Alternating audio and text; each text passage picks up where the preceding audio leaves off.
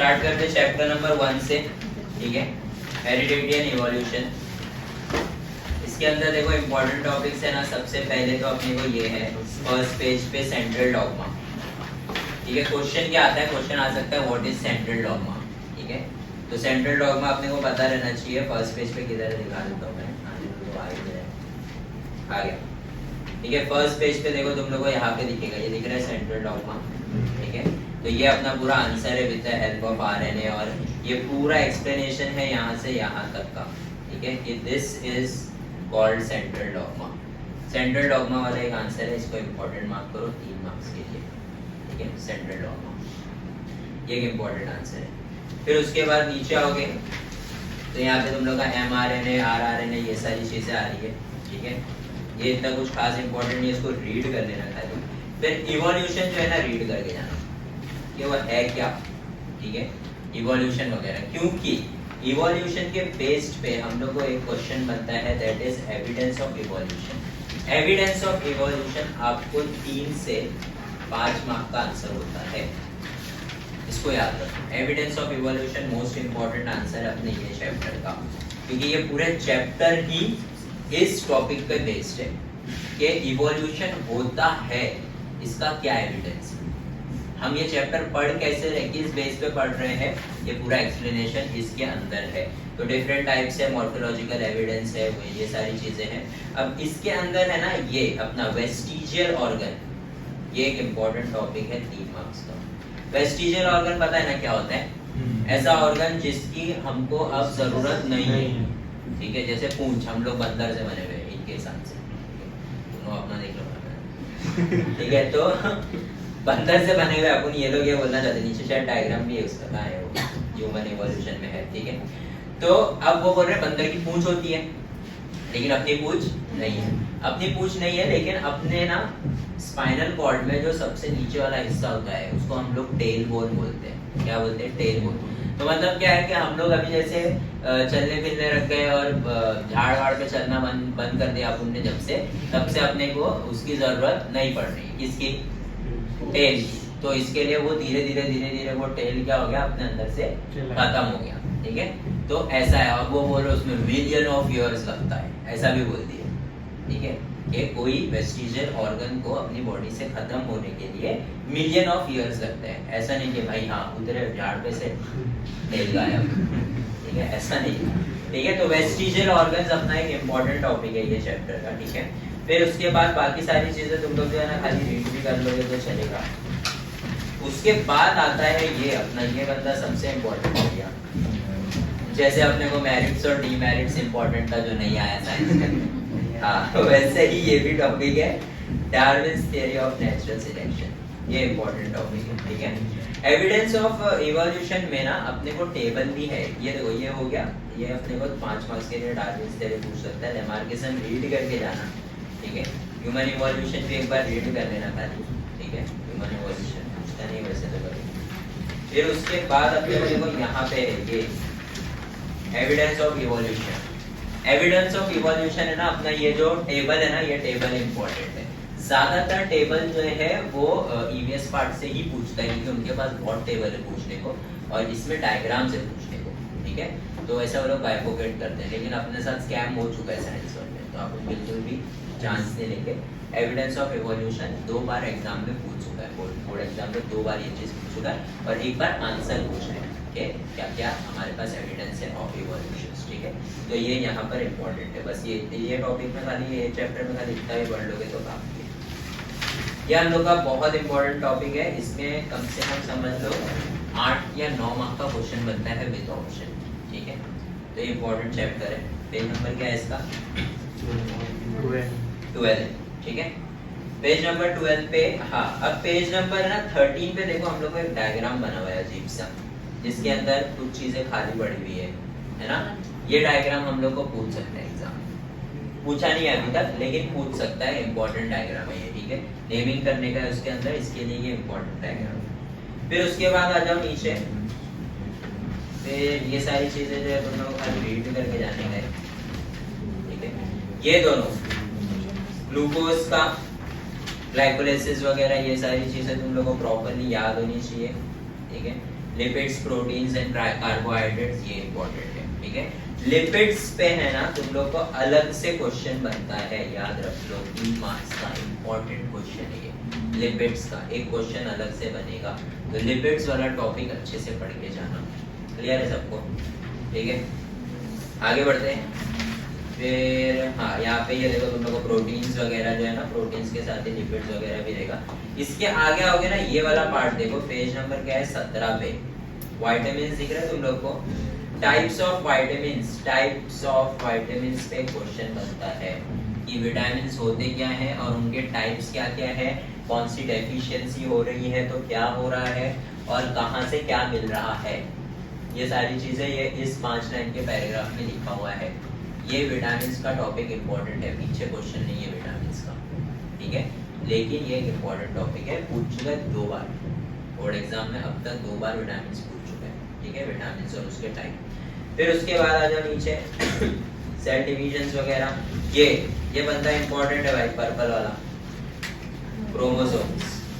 Chromosomes का भी diagram एक बार पूछ चुका है एग्जाम में, सेम डायग्राम उठा के दिया था जिसमें 4 ब्लॉक्स दे दिए थे और बोले फिर इन द ब्लैंक्स, देख लो क्या करने का है इसका, ठीक है, ये चीज है। फिर उसके बाद आते हैं नीचे,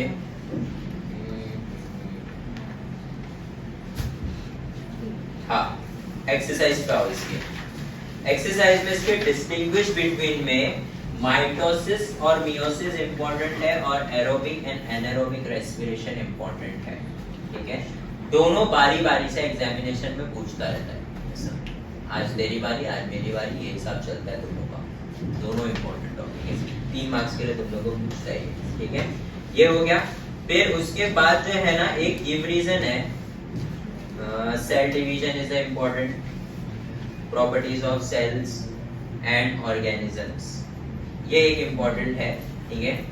और एक और इसके अंदर है नहीं, चाहिए तो वहां पर लिख लो कि वी फील एग्जॉस्टेड वाला एक आंसर है, वी फील एग्जॉस्टेड व्हाइल, क्या है वो, एक्सरसाइजिंग, आफ्टर एक्सरसाइजिंग या जो भी है वो क्वेश्चन है, ठीक है, उसका रीजन लिखना है तुमको, ठीक है।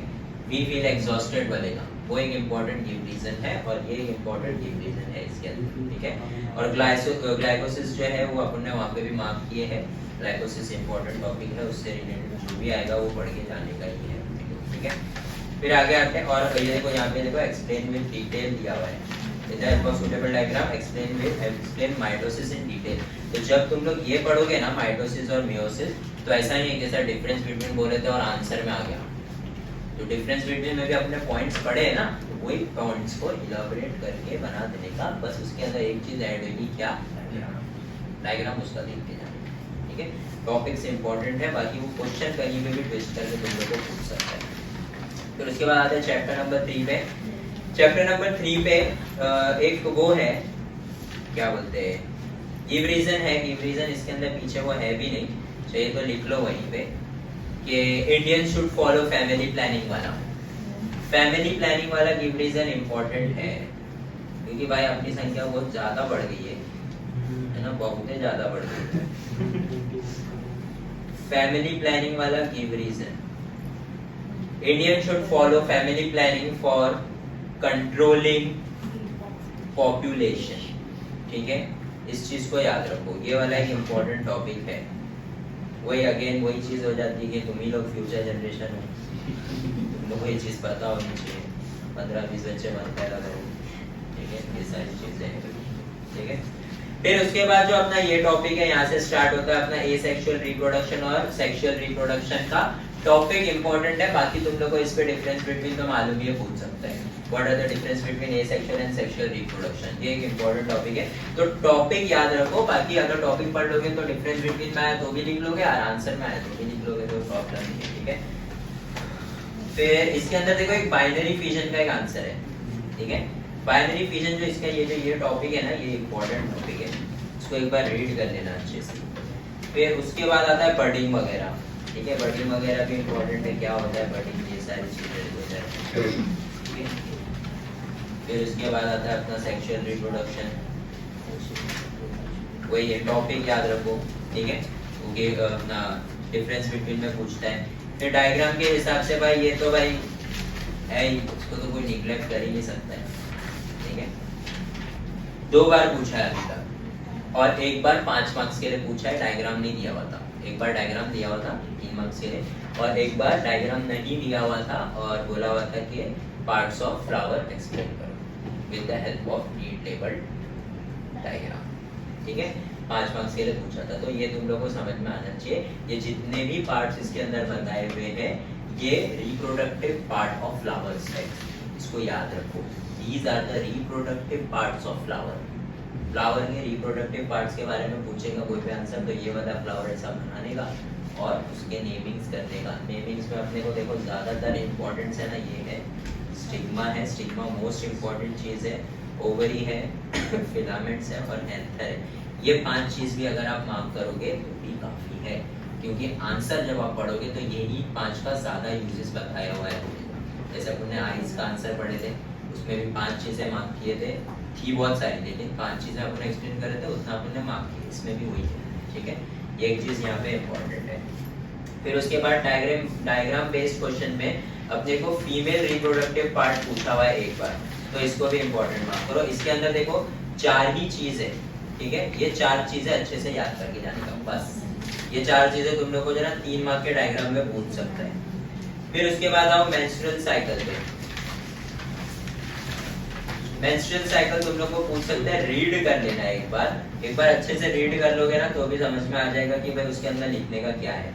फिर नीचे आ जाओ, नीचे आएगा तुम्हारा IVF, most important topic IVF, और उसके नीचे है स्पर्म बैंक। ये अच्छे से पढ़ के जाना, स्पर्म बैंक या सीमेन बैंक भी पूछ सकता है, पूछा क्वेश्चन स्पर्म बैंक का ही है, ठीक है।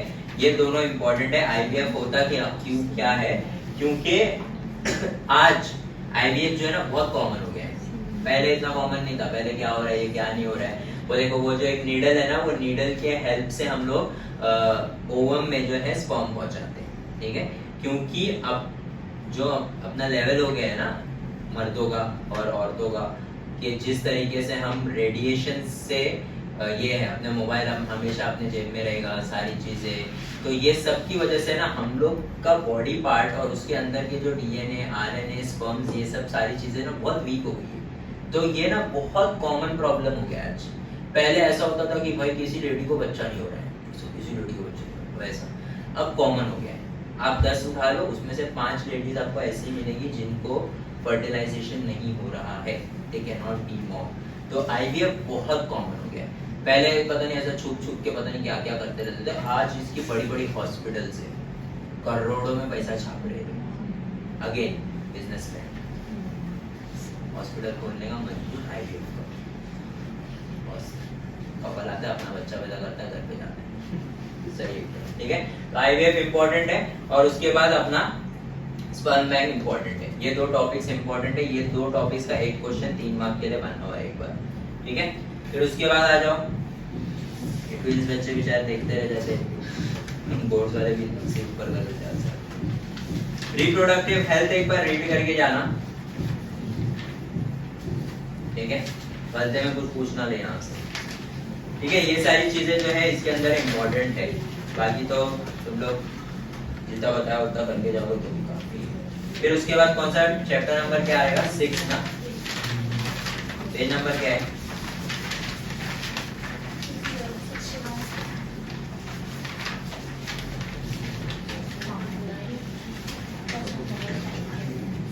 ठीक है। एनिमल क्लासिफिकेशन, एनिमल क्लासिफिकेशन भी बहुत इजी चैप्टर है, इसके अंदर से भी ना ज्यादा क्वेश्चंस नहीं बनते, ठीक है। मुश्किल से 2-3 क्वेश्चन है इसके अंदर। एक तो अपना एक डायग्राम है बॉडी वाला, एक बार पूछा है, ये एक बार देखो, ये एक बार देख के जाना किंगडम एनिमल, लेकिन ये बहुत बड़ा है ना, इसलिए पूछने के चांसेस बहुत कम है, ठीक है। ये मतलब इसके कुछ ज्यादा ही पार्ट्स बन जा रहे भाई, 10 तो इसके ही भाई, ठीक है। तो थोड़ा सा बड़ा है, इस वजह से नहीं पूछता है, लेकिन ये सब किंगडम्स एक बार देख करके चले जाओगे, फाइलम वगैरह तो चलेगा। कहाँ कह रहे हैं बॉडी पार्ट है इसके, हाँ ये रहा, ये इम्पोर्टेंट पूछा है एक बार एग्जाम में, एक बार ये क्वेश्चन पूछा हुआ है, ठीक है। और इसके अंदर जो अपने को लास्ट वाले पार्ट है ना, लास्ट वाले पार्ट से देखो जो अपने कॉकरोच और वो सब है, वो इम्पोर्टेंट पार्ट है, ठीक है। फिर उसके ऊपर है ना एक आंसर भी बनता है कि कॉकरोच और क्या बोलते हैं, कहाँ गए, कॉकरोच, फ्रॉग और बैट और पिजन वगैरह, ये सब में से किसका बॉडी पार्ट कट होता है तो वापस ग्रो हो सकता है। जैसे लेजर्ड का अपन देखते हैं, लेजर्ड का क्या होता है, लेजर्ड का अपन कुछ भी लेजर्ड को तुम जब देख के डरा भी दोगे तो पूंछ अपनी छोड़ के भाग जाता है, ठीक है। तो जैसे ये सारी चीजें जब अपन करते हैं तो उसका एक पार्ट निकल जाता है तो वो वापस से ग्रो हो जाता है, तो उस पे एक आंसर है, 5 मार्क्स के लिए पूछा हुआ है, 5 मार्क्स के लिए केटी पेपर में पूछा हुआ है कि 4 नाम दिए थे, कॉकरोच और ये सारी चीजें, इसमें से कौन सा एनिमल है या कौन सा इंसेक्ट है जिसका बॉडी पार्ट वापस से ग्रो हो सकता है। स्टारफिश भी था उसके अंदर, ठीक है। हाँ, वो वाला आंसर है, वो वाला आंसर इसके अंदर इम्पोर्टेंट है। बाकी इसके अंदर से इतने साल से कोई भी क्वेश्चन रिपीट नहीं हुआ या कोई भी क्वेश्चन पूछे नहीं है इतना ज्यादा, ठीक है। तो ये इतना भी करके चले जाओगे ये चैप्टर से तो चलेगा। नेक्स्ट आ जाओ, माइक्रोबायोलॉजी। माइक्रोबायोलॉजी इंपॉर्टेंट चैप्टर है और इजी चैप्टर है, ठीक है। माइक्रोबायोलॉजी में क्या क्या यूज हो रहा है, प्लास्टिक वगैरह बन रहा है, इंडस्ट्रियल चीजें बन रही है, ये सारी चीजें, डोमेस्टिक वेस्ट हो रहा है, फार्मिंग हो रही है, ये सब इंपॉर्टेंट टॉपिक है, बायोटेक्नोलॉजी वगैरह ये सब यूज हो रहा है, ठीक है। तो इसके अंदर है ना माइक्रोबियल एंजाइम्स का एक टॉपिक है। पेज नंबर क्या है इसका, 77। माइक्रोबियल एंजाइम्स का इसके अंदर है ना एक टॉपिक है, ठीक है, वो इसके अंदर इंपॉर्टेंट है। पेज नंबर 80 पे देखो,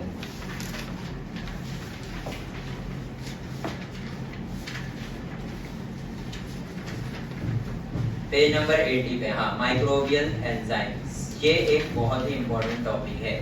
इसके बारे में ना 3 क्वेश्चन, अलग अलग 3 क्वेश्चन पूछा हुआ है, ठीक है।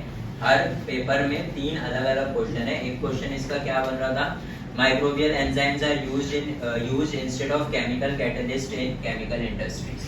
तो हम लोग ये यूज करते हैं, केमिकल कैटलिस्ट अगर आप यूज कर रहे हो तो फिर वापस से वो जो है इको फ्रेंडली नहीं होता है, ये इको फ्रेंडली होता है। तो इस वजह से हम लोग क्यों यूज करते हैं, गिव रीजन बना हुआ था एक क्वेश्चन। और फिर एक और था कि microbial enzymes are said to be eco friendly, ये एक अलग से क्वेश्चन है। और एक क्वेश्चन है कि इंडस्ट्री में हम लोग केमिकल कैटलिस्ट की जगह पे ये क्यों यूज करते हैं। दोनों का आंसर सेम ही है, क्वेश्चन अलग है लेकिन आंसर दोनों का सेम है।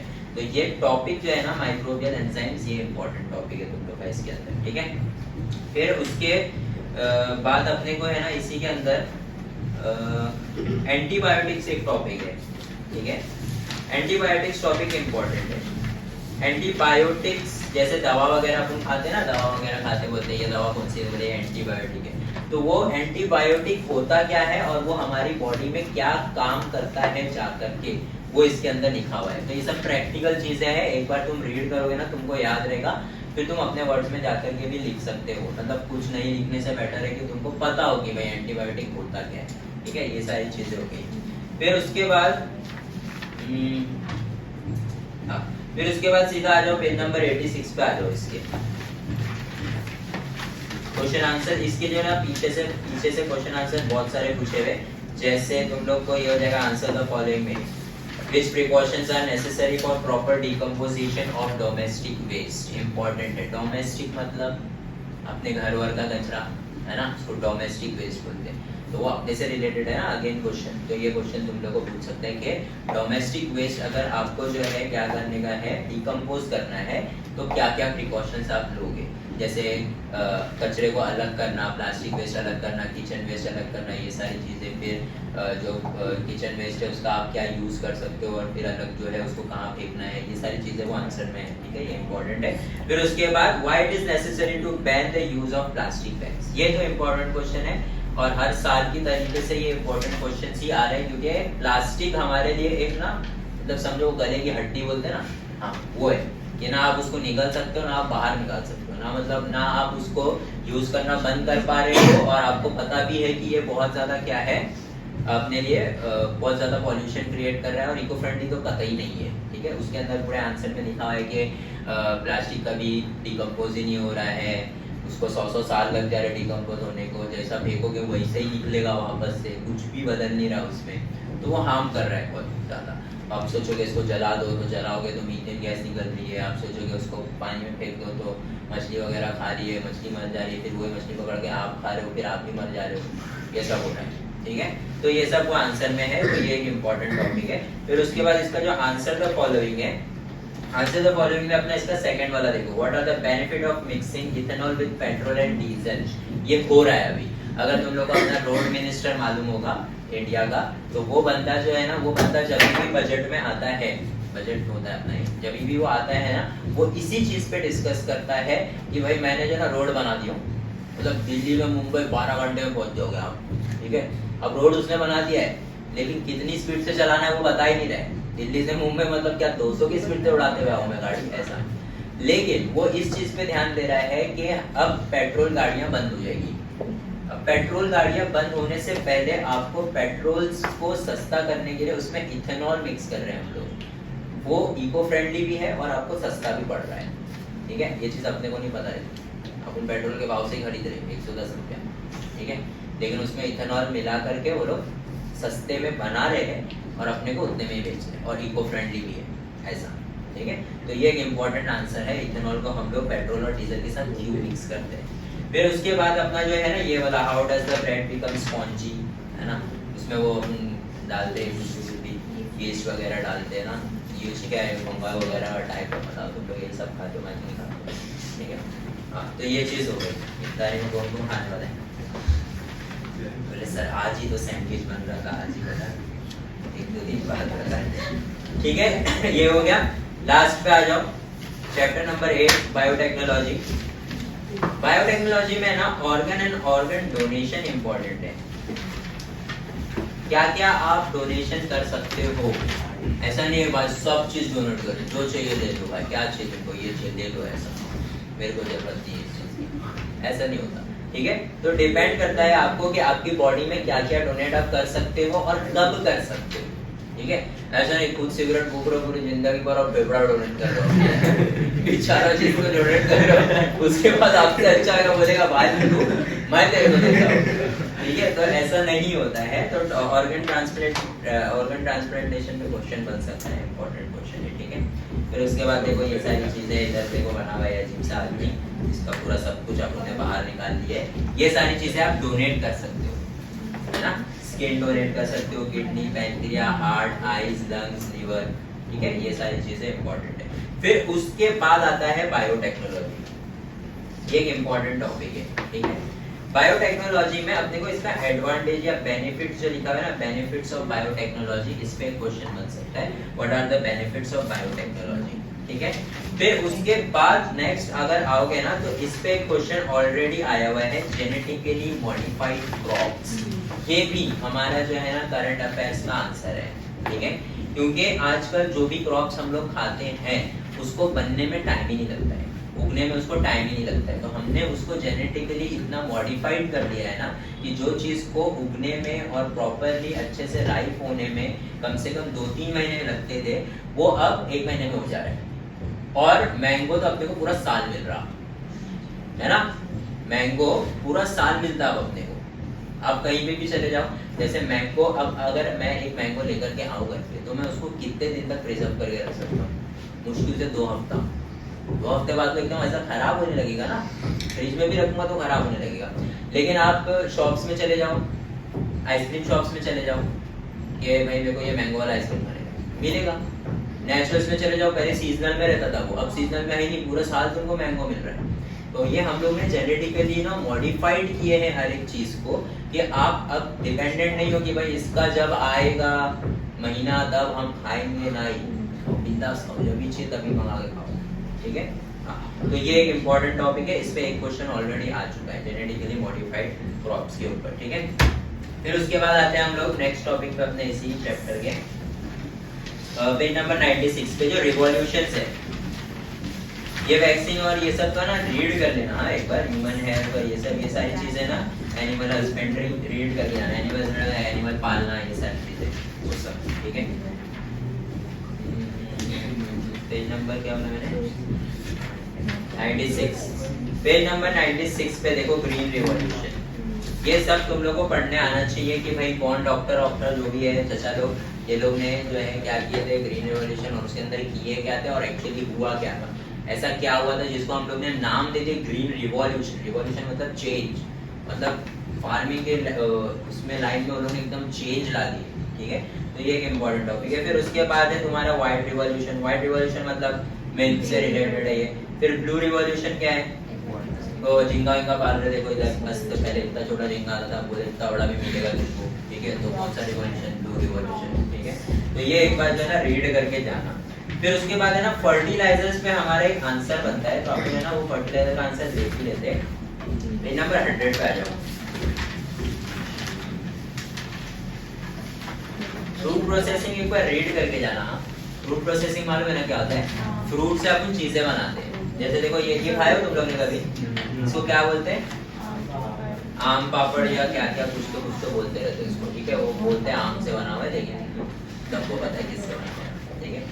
तो है फालतू चीजें। अब इधर आ जाओ। शॉर्ट नोट पे देखो अपने ऑलरेडी बायोटेक्नोलॉजी मार्क करके रखे हैं। इंपॉर्टेंस ऑफ मेडिसिनल प्लांट एकदम अच्छे से पढ़ के जाना, इसमें वीड भी आता है वॉइस, ठीक है। तो वो मेडिसिनल प्लांट है एक्चुअली, ठीक है। तो ये सारी चीजें मेडिसिनल प्लांट का जो इंपॉर्टेंस ऑफ मेडिसिनल प्लांट है वो हमारे लिए बहुत ज्यादा इंपॉर्टेंट है।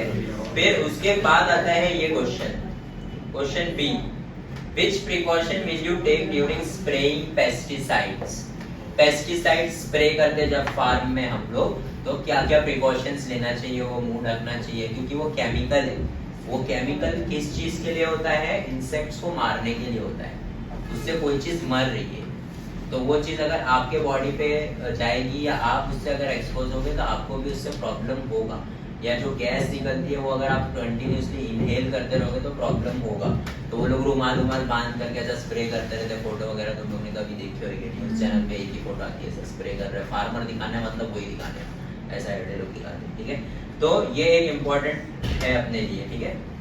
उसके बाद तो अपने ये जो some organs in human body are most valuable वाला आंसर तुम लोग को ऑर्गन डोनेशन में मिलेगा, ठीक है। वो ऑर्गन डोनेशन रीड करोगे ना तो ये सारे आंसर्स कवर होंगे। तो ऑर्गन डोनेशन बोला ना मैं, ऑर्गन डोनेशन मतलब खाली वो नहीं पढ़ के जाने का, फिर उससे रिलेटेड जितने क्वेश्चन है ना वो भी एक बार रीड करने का, ताकि तुमको ये पता चलना चाहिए कि ऑर्गन डोनेशन के हिसाब से ये क्वेश्चन जब पूछा तो उसमें उस टॉपिक का कौन सा पार्ट लिखना है। जबरदस्ती का पेपर भर के मत आना। अगर तुमको किसी ने बोला है कि भाई एकदम लंबा आंसर लिख दो 1.5 पेज का, गलत बोला है, ठीक है। हमको चाहिए नहीं 1.5 पेज का आंसर, जितना हमने पूछा है उतना हमको बताने का। जैसे सुफियान हमारा क्या लिख के आया कल, क्या लिख के आया रे? क्यों यूज होता है इलेक्ट्रिक जनरेटर? शादी में यूज होता है। मैरिज हॉल्स, हाँ मैरिज हॉल्स एंड क्या जनरेटिंग इलेक्ट्रिसिटी, ठीक है। आंसर उसका क्या है? अगर उसने मैरिज हॉल पढ़ा पहले, उसकी एड भाग गई और उसने चला दिया पेन, क्या है मैरिज हॉल, रॉन्ग। फिर आगे देखा, अरे छोड़ो रॉन्ग दे दिए ना, ईगो हर्ट हो जाएगा ना। अच्छा रॉन्ग को कैंसिल करो फिर राइट दो, वो कर भी नहीं सकते वैसा। रॉन्ग एक बार रॉन्ग खत्म, शॉर्ट हो गए तुम्हारे, ठीक है। तो अगर उसने पहले वो लिखा है, अगर उसका दिमाग ऐसा चल रहा हो तो उसके मार्क्स कटेंगे या पूरा रॉन्ग जाएगा। या अगर उसने पढ़ लिया, इत्मीनान से बैठ के पेपर चेक कर रहा है तो उसको आगे वाले के मार्क्स दे देगा वो, ऐसा है। क्योंकि आंसर है उसमें, लेकिन एक्स्ट्रा चीजें भी तुमने उसके अंदर डाल के रखे हो, तो ये कभी भी एक्सेप्टेबल नहीं होता है। जितना आपको पूछा गया है सिर्फ और सिर्फ क्वेश्चन देख करके उतना लिखने के लिए ट्राई करो।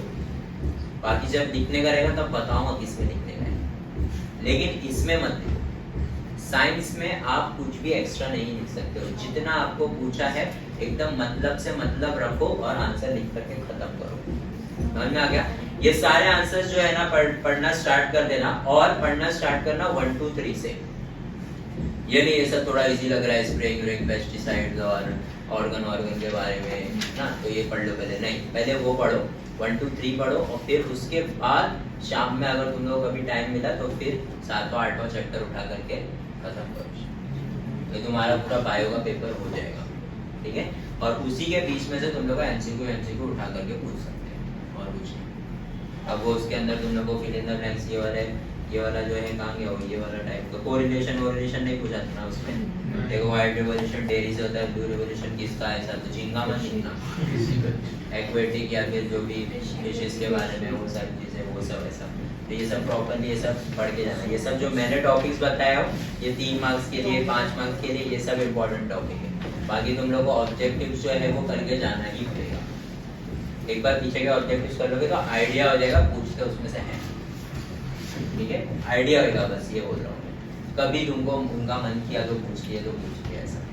बाकी तो तुम लोग को बीच में से कुछ ना कुछ बदला उठा करके देने वाले हैं। जितना टेक्स्ट बुक को स्ट्रिक्ट रहोगे उतना अच्छा है, पहले ही बता रहा हूँ मैं तो इसके अलावा तुम लोगों को कभी ना रिवीजन करवाया हूँ ना पढ़ाया हूँ इसके अलावा कहीं से, क्योंकि क्वेश्चन बनता ही इसमें से। आगे समझ में तुम लोग को हर चीज़, ठीक है। घर पे जाओ और पढ़ना स्टार्ट करो, बिल्कुल टाइम